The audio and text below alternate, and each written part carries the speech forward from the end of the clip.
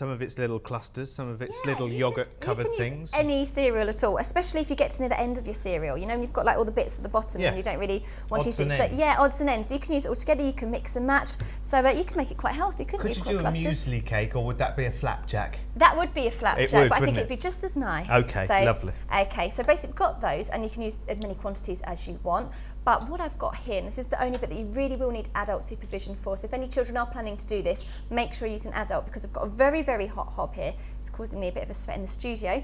I'll fan you. Thank you very much. And we need to melt the chocolate. Now, there's two ways of doing it. You can do it as I'm doing it here, which is on the hob. I've got some boiling water. If you want to speed up the time, you can put some water from a kettle into there, which is what we did just in the break. And then I've got a glass bowl on the top, a ceramic bowl, sorry, on the top there. Don't give away all the TV secrets. Well, it's to help everybody, because we all want to do things quickly, don't we? Yes. And you put it on top, and then the heat is very, very hot to the touch. So get your mummy or daddy to check that. Now, you have got a recipe here. I mean, you don't need to follow it absolutely to the letter, do you? Because you can pretty much experiment with it. Yeah, of course you can. Of course you can. Now, Derek, you like your chocolate, don't you? I do. So I'm going to make these roux chocolates. We've just got. You can use any chocolate. You can use normal chocolate, but I'm using cooking chocolate because the consistency of the fat is slightly high, which means it will melt a lot quicker, which will mean you can eat your cakes a lot quicker as well. So we're doing that. Also, what I was going to say, if you don't want to do it this way and heat the chocolate this way, you can put it into a microwave, but you will have to check it, put it on a very low heat and check it regularly and mix it regularly, because it can burn on the top, which is what you don't want. That's the best way of doing it, actually, for melting chocolate completely, is the way Amy's doing it at the moment. If you've got a glass bowl, so much the better, because you can really see what's going on all the way through. But you can see that's melting away nicely already. So quickly that's melting there, so we've just been doing that. So I'm just going to wait for that to melt. Hurry up. Before we stir in the chocolate. It only takes a few seconds as well. It does indeed. That's the great thing, you can keep an ey on it. And this is a good way for, you know, if you want to make, if you've got little moulds or things. We've done this before, haven't we? Where we've made chocolates. Or get your little moulds. If you want to be quite healthy, you can always dip some fruit into this. You could make fruit kebabs, which is when you get kebab sticks and stick anything, strawberries, grapes, any seasonal fruit that's a little bit cheaper, and then dip it in. So we did that at the Christmas markets, didn't we? We did, actually. They were selling them with great big long lines of skewers of grapes and pineapple. We had that in white chocolate, didn't we? That's the thing. You don't have to use milk chocolate. You can use white chocolate. You can use dark chocolate. So you really can experiment. That's melting really gorgeous, nicely. Doesn't it? Yeah, doesn't it? Gooey and lovely. Because it is cooking chocolate, it has got a slightly more glossy consistency. And the smaller you cut the chocolate pieces into, the quicker they'll melt as well, which is why I'm doing this here, mashing it here, because it will melt a lot quicker.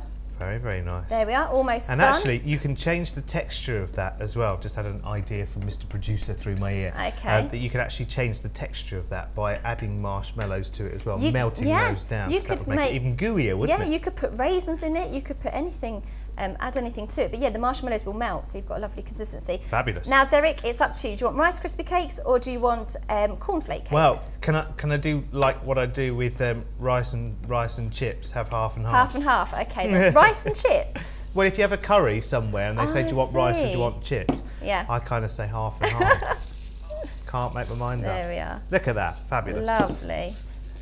Mix very, that very all nice. up like that.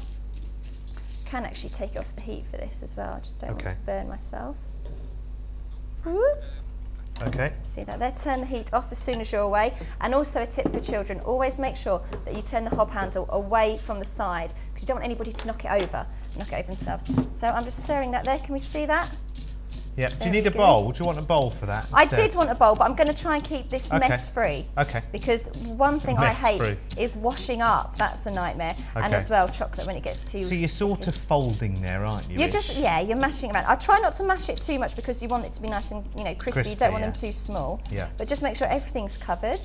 Yeah. As you can see, it smells nice, doesn't it? It does. Smells gorgeous. And then would you like to pass me one of these little cases, please, Derek? I shall. And all you do I'll is just hold it there. Spoon the mixture in there. I probably should have a teaspoon. You need to be a bit more generous. Look, she's put about two Rice Krispies in there. That's He did tell me he was watching his weight the other day. I was just trying to help him. He doesn't need to at all. There we are. Spoon that in. Although I did do a long walk yesterday. I walked about 2 miles around Yorkshire Sculpture Park yesterday, and it was lovely. So that's one there, and you can decorate it whatever you want. I've got some Smarties here, so I think I'll just put one actually in the centre there. Do you want to decorate that one, Derek? Can I just pop that? Lovely. So you just pop that down there. That's lovely. Put them in the fridge for approximately 15 minutes. You make 50 minutes to half an hour, and then they're done. That's a long time to wait, isn't it? Wow. After all that once cooking you've done all the preparation. washing up, once you've done all the washing up, those 15 minutes will fly by. So yeah, easy as done as that. That sounds good. Well, let's make some more then. Yeah. Let's think of some other ideas as well. Actually, we've got some little, from our previous cooking segments, we've actually got some little sprinkles here. So you can use all kinds of different things, you know, little sugar hearts and decorations and whatever. It's so exciting. They're always on special offer as well around the summertime. So if you'd be on the lookout in the shops. What I'm going to make here, I think, I'm going to try and make a little flower. So I'm going to put jelly tot in the middle. Okay. And then... Oh, you're very good. Actually, flowers have green leaves, don't they? So green either side. There we are. That's I don't know if that's a flower, if that's a bug. I don't know what that is. It's fantastic. It looks very nature-like. Can you pour me a cup? I will. And then I'll have a go. I'll have a go. Try and not get it around the sides. I think you're better using a teaspoon than what I'm doing here. Okay. So we're going on poor Derek's fingers. Oh, there's lots of chocolate But if you try there, not to get it on the side. Don't worry, I'll manage to sort that out. There we are. Okay, lovely. What shall I do with mine?